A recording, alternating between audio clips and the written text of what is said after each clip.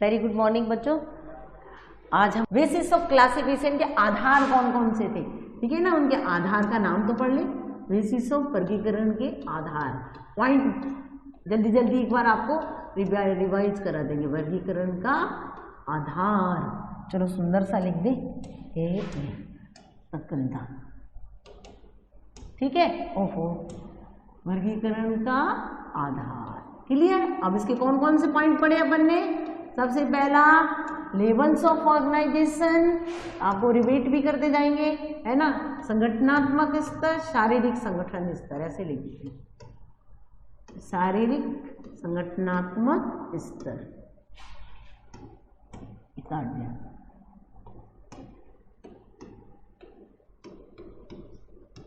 Clear, number 1।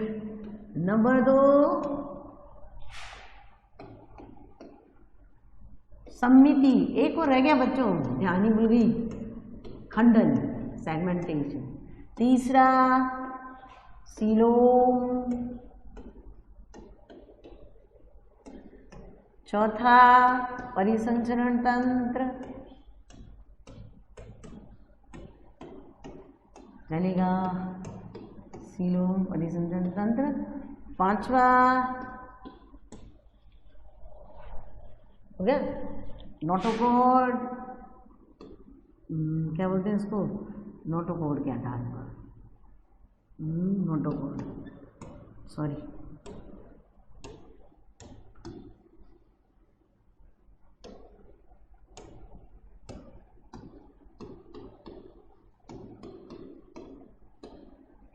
छठा भ्रूणीय विकास। बच्चों इसके बीच में एक और है जो मेरे दिमाग से स्लिप हो गया, और वो है कौन सा, खंडन। वो इन्हीं के बीच में आ जाएगा, सम्मिति से पहले ही आ जाएगा इधर, है ना। तो इसको अपन यहाँ पे मैं लिख देती हूँ खंडन। चलो इसको 2 नंबर, यहाँ इस वाला पॉइंट बदल दे, खंडन 7वां नंबर। वैसे वो सेकंड पे आता है, खंडन या सेगमेंटेशन। दिमाग से स्लिप हो गया एकदम मेरे, एकदम लास्ट में मुझे ध्यान आया, सेगमेंटेशन या खंडन। क्या होता है कि जब खंडन, क्या होता है खंडन का मतलब, जब शरीर अग्र और पश्च दिशा में अनुप्रस्थ कटावों के द्वारा खंडों में बटा हुआ रहता है, तो उसे अपन क्या कहते हैं, खंडन। आ गया। और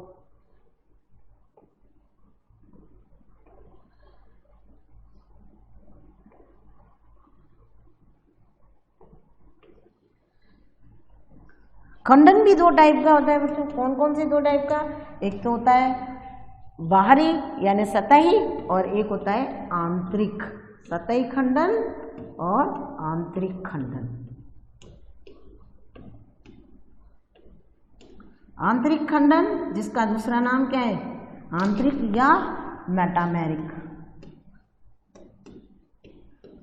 ठीक है।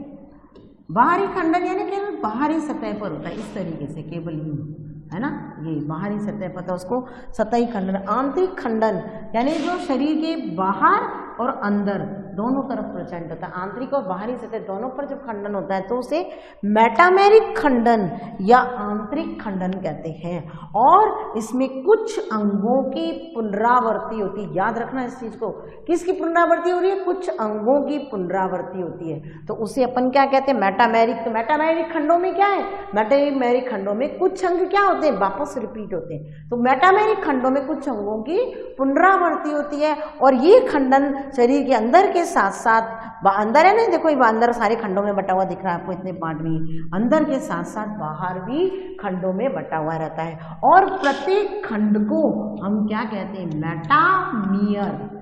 क्या बोलते हैं हर खंड को, मेटामियर कहते हैं। तो ये हुआ खंडन। तो बच्चों देखो, अब वापस एक बार रिवीज कर दे।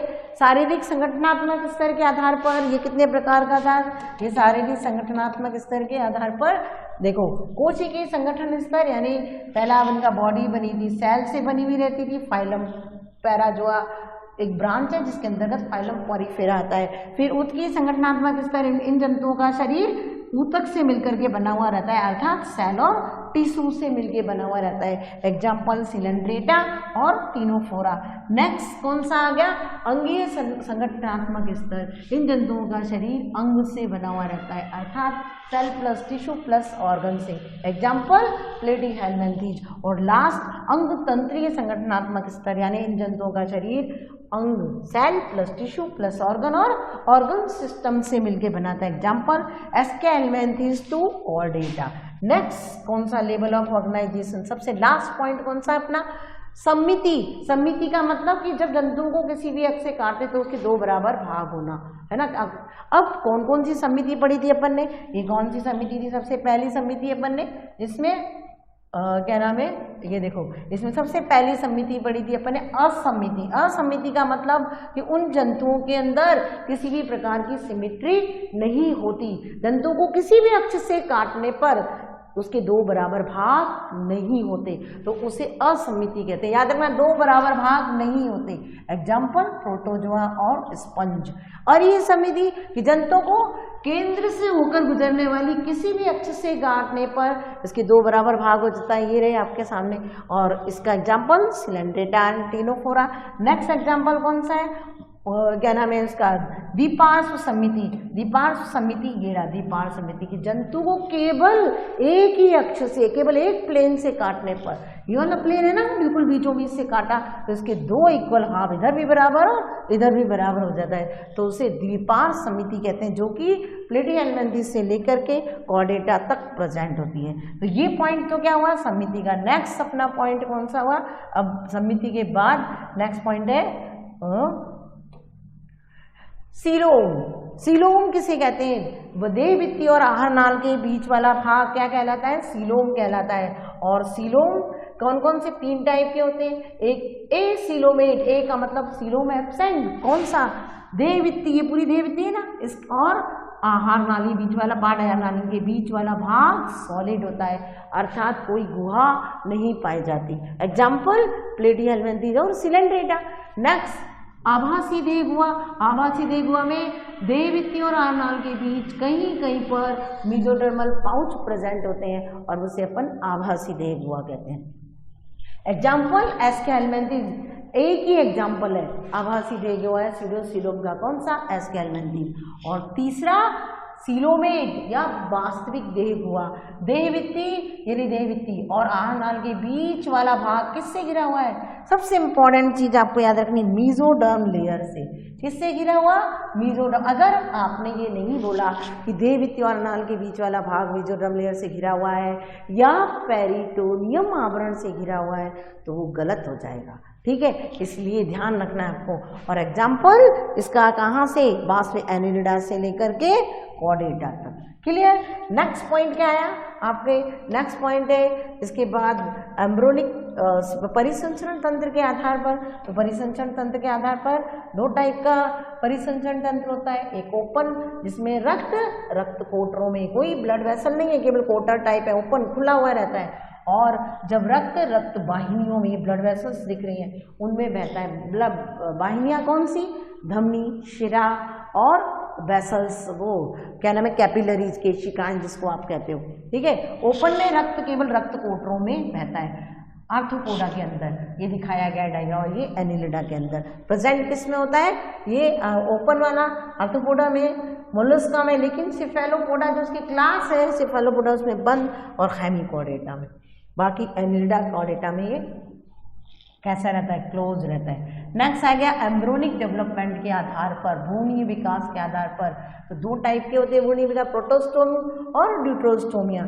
जब ब्लास्टोपोर से क्या बन रहा है? माउथ का निर्माण हो रहा है तो उसे प्रोटोस्टोमिया कहते हैं, और जब ब्लास्टोपोर से एनस का निर्माण होता है तो उसे ड्यूटरोस्टोमिया कहते हैं। एग्जाम्पल इसका एकाइनोडर्मेटा, हेमिकॉर्डेटा, कॉर्डेटा किसका? ड्यूटरोस्टोमिया का। बच्चों ध्यान रखना ये क्वेश्चन, ब्लास्टोपोर याद रखना, बहुत सारे बच्चे ब्लास्टुला कर देते हैं। ब्लास्टुला नहीं है, ब्लास्टुला तो एक स्टेज है, ये पोर है। कौन सी अवस्था में बना था? गैस्ट्रुला अवस्था में, ठीक है, तो इससे बनता है। क्लियर? अब नेक्स्ट लास्ट पॉइंट कौन सा रह गया था? सेगमेंटेशन। तो खंडन, खंडन क्या होता है? खंडन ही अग्र और पश्च दिशा में अनुप्रस्थ कटाव के द्वारा शरीर का विभक्त होना क्या कहलाता है? खंडन। और ये कितने टाइप के? 2 टाइप के होते हैं। एक तो सतही यानी बाहरी होता है जैसे प्लेटिहेल्मिन्थेस में, एक होता है आंतरिक यानी जो शरीर के बाहर भी होता है और अंदर की तरफ भी होता है, और इसमें कुछ अंगों की पुनरावृत्ति होती है। तो इस प्रकार का खंडन आंतरिक या मेटामेरिक कहलाता है। ठीक है, और इसके प्रत्येक खंड को, ये सारे खंड दिख रहे हैं ना आपको, इन खंड को क्या कहते हैं? मेटामियर कहते हैं। क्लियर? Okay, thank you.